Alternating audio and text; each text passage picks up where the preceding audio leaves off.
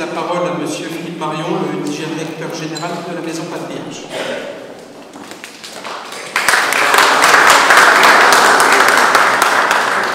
Bonsoir, je suis très impressionné et j'ai pas de prompteur, donc je vais me débrouiller. Voilà. Et étant avec mon accent du sud-ouest, il n'y a pas non plus les sous-titres, donc je vais essayer de m'appliquer. Mesdames, Messieurs, chers partenaires, chers amis, je dois d'abord vous avouer une chose.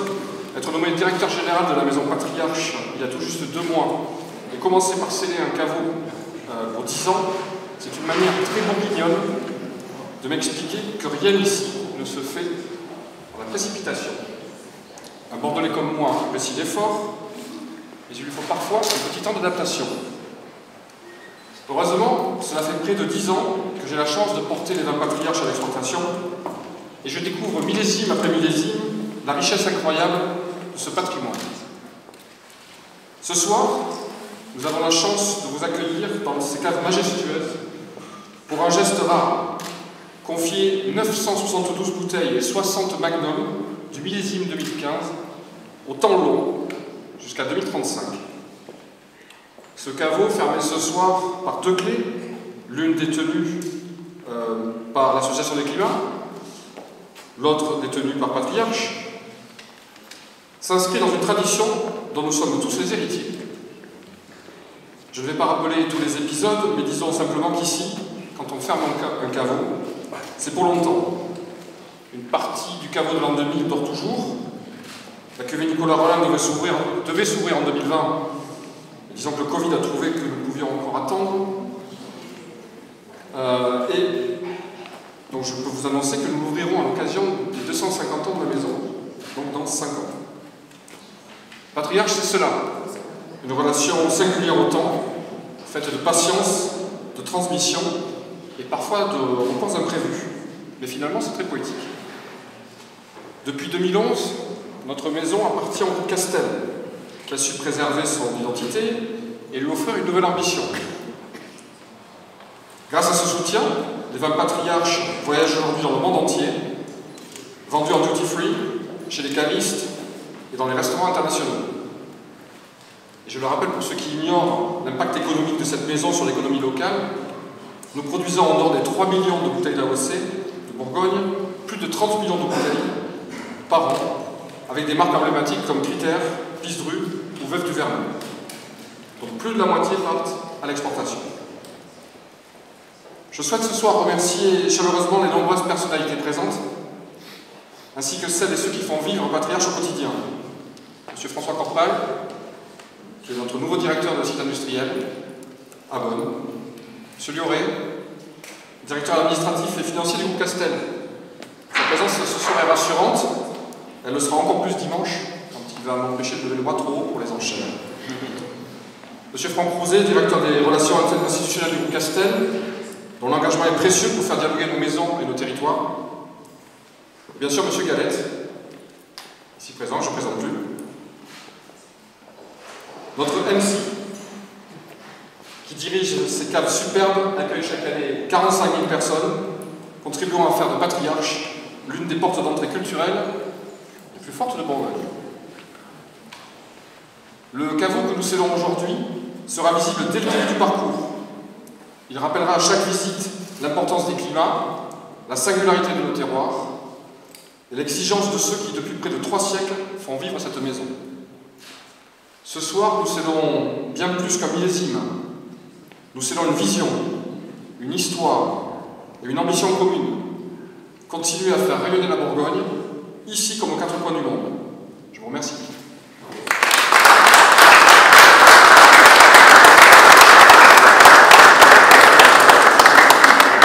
Monsieur Gilles Delarosière, s'il vous plaît.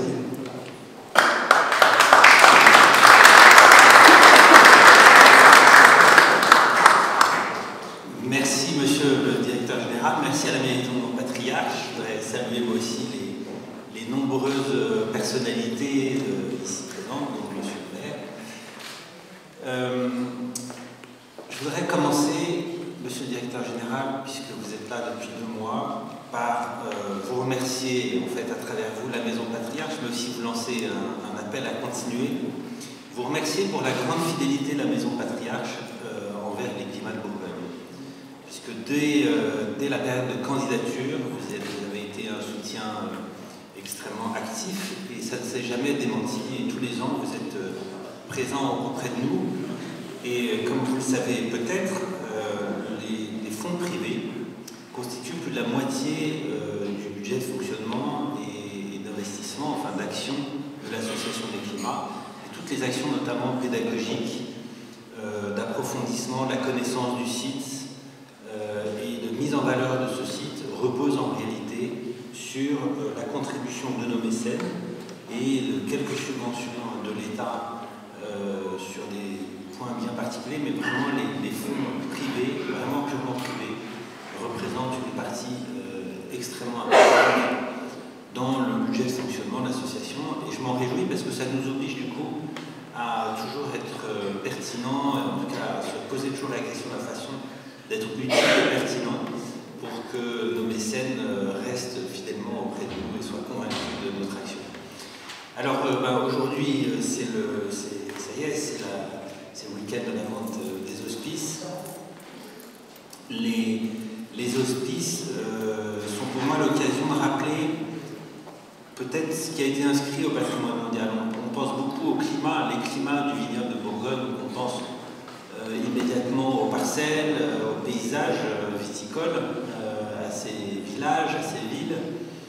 Mais il y a aussi le patrimoine bâti. Les hospices de Beaune en font partie, de nombreux bâtiments d'ailleurs en Bourgogne, entre Dijon, Beaune, Nuit, Meursault, Denis, sont des sites emblématiques avec des bâtiments emblématiques qui sont l'expression de la culture bourguignonne et qui sont liés intimement à la vie du vignoble bourguignon. Mais il y a aussi, en plus de ça, la culture. La culture, c'est-à-dire quoi? C'est-à-dire le mode de vie, c'est-à-dire les rituels de la société et les valeurs en fait qui traversent cette société. Et ces valeurs, au moment de la vente des hospices de Beaune, comment ne pas dire à quel point il y a une congruence entre les valeurs des climats et les valeurs de l'UNESCO et ce qui va se passer pendant la vente dimanche, puisque c'est en fait une vente de charité. Donc c'est le partage, c'est l'hospitalité, c'est le vivre ensemble, c'est en fait la société et la culture. La société, la culture dans ce qu'elle a de plus humain et de plus profond, pas uniquement dans ses apparences, mais dans ce qui tisse des liens entre les hommes et les femmes sur ce territoire. Voilà, je ne veux pas être trop long, mais je voudrais vous remercier encore une fois de votre soutien. Et effectivement, vous l'avez dit, c'est le temps long. Et en fait, ce caveau que nous allons sceller m'évoque deux choses. Nous allons sceller des vins qui ont été faits dans le passé, et nous allons prendre le temps de les laisser mûrir, et nous allons les rouvrir dans 10 ans. 10 ans, je ne serai plus président des climats, mais les climats, eux, perdureront. L'association, j'espère, perdurera aussi.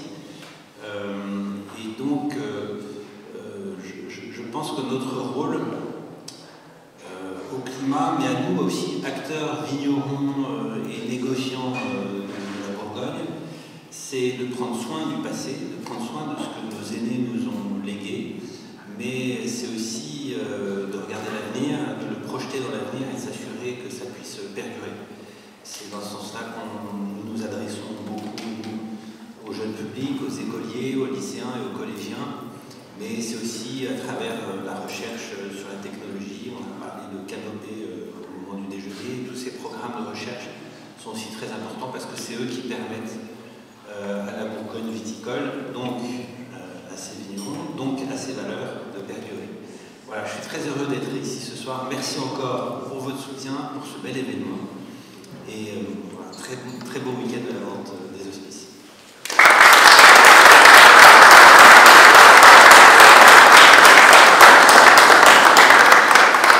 Monsieur le maire, s'il vous plaît.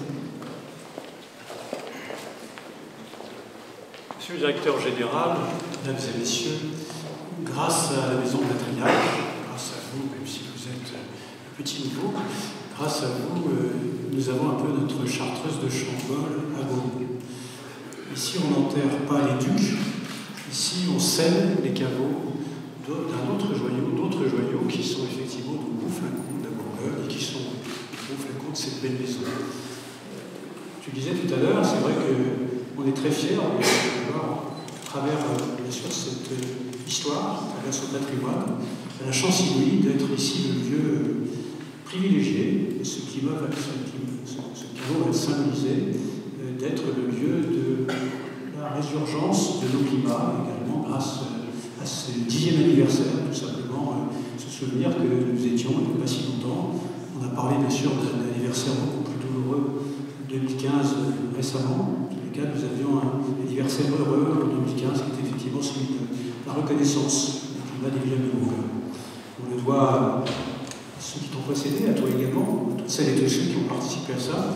On le doit également à la Maison Patriarche, et on le doit à celui dont on ne peut pas oublier la mémoire ici, André Boisseau, qui à l'époque a transformé ce lieu, ce couvent. Alors certains peuvent discuter de l'architecture extérieure, en tous les cas, on est ici dans un monument de l'histoire de Beaune, on est avec ces caves, et ce caveau en particulier, mais ces caves certainement devant un patrimoine exceptionnel.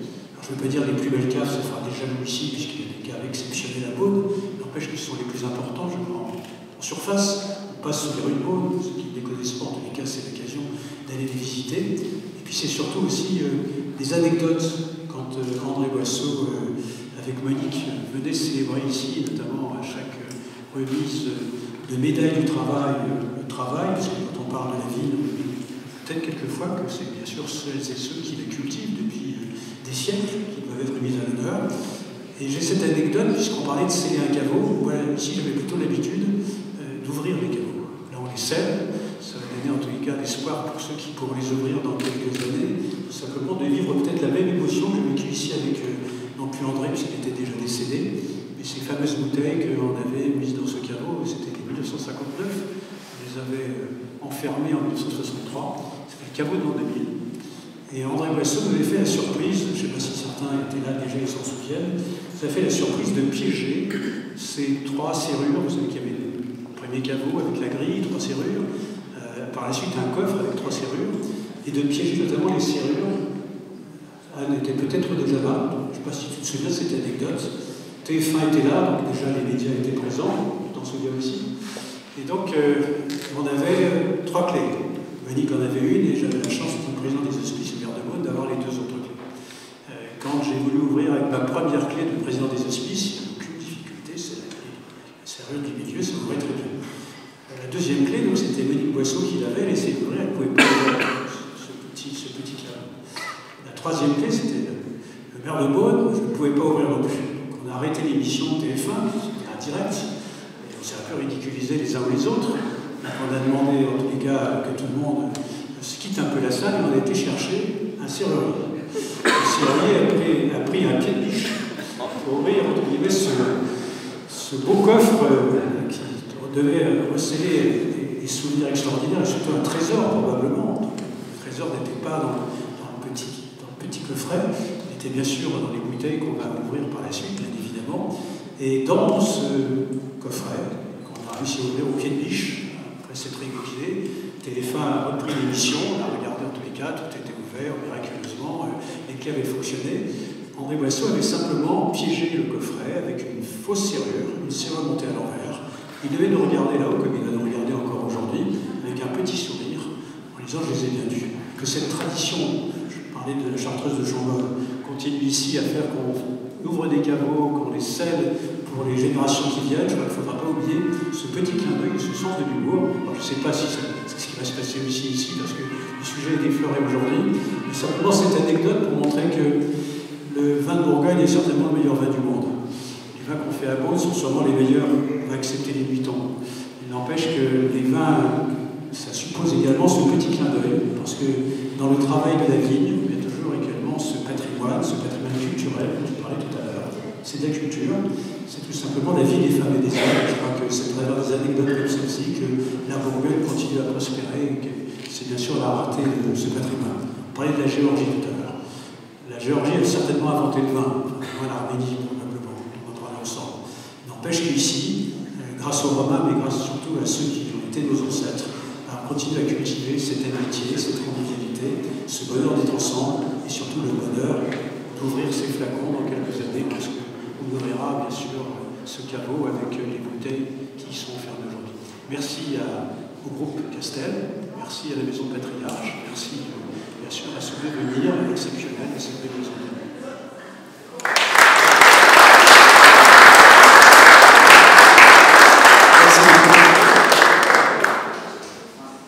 Juste pour vous expliquer un petit peu la suite des événements. Les caves patriarches sont réputées pour être très vastes, mais le caveau que nous allons sceller dans un instant, lui, est un espace un peu plus contraint. Donc nous ne pourrons pas tous être présents au même moment. Donc, si vous le voulez bien, nous aurons une première petite délégation qui va descendre pour fermer le caveau. Et à l'issue, pendant que vous pourrez profiter d'un verre de Clément de notre maison et apprécier les images, à l'issue, vous pourrez ensuite descendre également dans les caves et passer devant ce caveau. Nous avons prévu que des instants photographiques puissent immortaliser l'instant, et il y aura même une petite mise en scène quelques mètres plus loin, si vous voulez encore faire quelques photos. Donc, si vous le voulez bien, Monsieur Marion, Monsieur Gilles de la Rosière, je vais vous inviter à suivre Mireille. Les personnes qui sont à la table d'honneur, je vais vous inviter également à suivre. Et puis, bien sûr, Monsieur le maire, s'il vous plaît, Madame Fougère, si vous voulez bien nous donner le plaisir. Monsieur Bierski.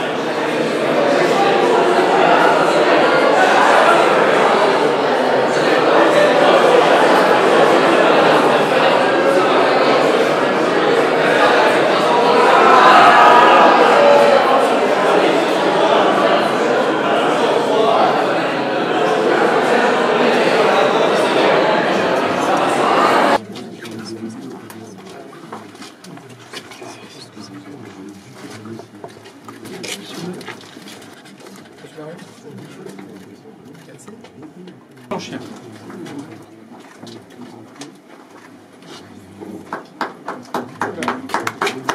Le bruit est aussi important.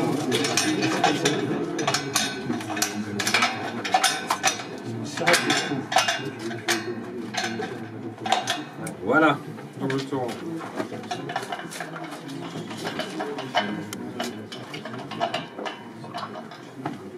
Elle est piégée déjà. Ouais, c'est moi qui. Appelez un serrurier. Monsieur Marion, un gag, Jean-Michel, ou c'est... Voilà. Vous pouvez me regarder juste. Ouais.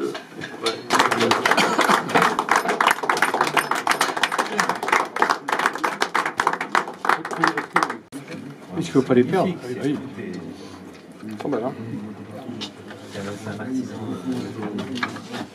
Pour la boîte, oui, tout à fait.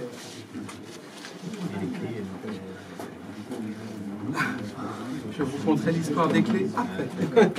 Merci beaucoup. Je crois que les clés du caveau de l'an 2000, on les avait mises dans un coffre. S'il vous plaît. Pour les certains. Par contre, il ne fallait pas perdre les clés du coffre. C'est ça.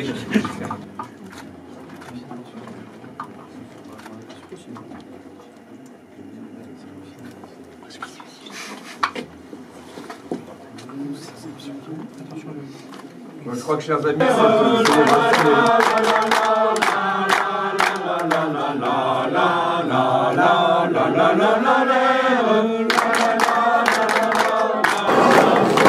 Mesdames, Messieurs, merci de m'accorder quelques instants. Je serai très court, je vous rassure. Je remercie qui est certainement le plus occupé de ce week-end de nous avoir rejoint, le directeur des Hospices de Beaune, M. Guillaume Coche.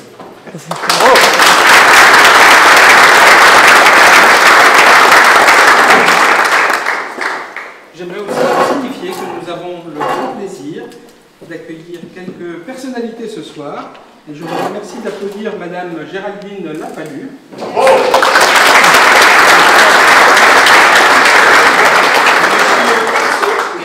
Monsieur Thierry et Ketor.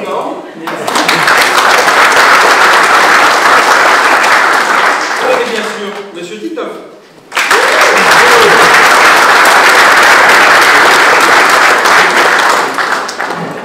Nous espérons que vous passerez une très bonne soirée et comme le veut la formule, nous vous souhaitons bonne chère et large soif. Notre partenaire traiteur ce soir va faire au vin et bis les équipes de Marie-Pierre Bèche qui étaient avec nous dans la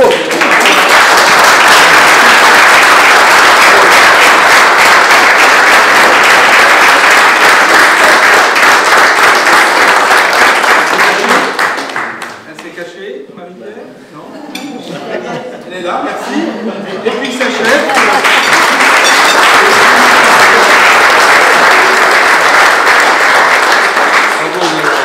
Et la chef Delphine Di Martina, qui est peut-être pas très loin.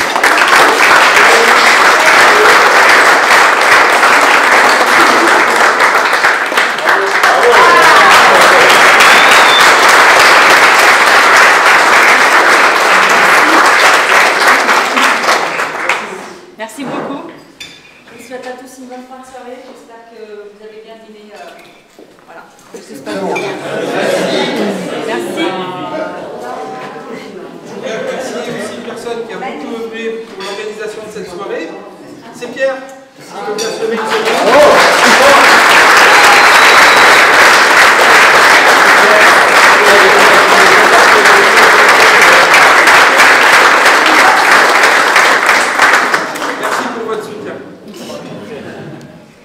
Terminez tranquillement votre dessert, le café si vous le souhaitez. Dans quelques instants, quand vous le voudrez, vous pourrez commencer à quitter le caveau par la porte qui est ici. Il y a toute une petite promenade d'à peu près 200 mètres. Nous recompterons les bouteilles avant que vous soyez partis. N'oubliez pas que certaines personnes ont laissé à l'étage supérieur leur vestiaire. Terminez tranquillement, nous vous souhaitons une bonne fin de soirée et surtout, tout à l'heure, rentrez bien. Merci.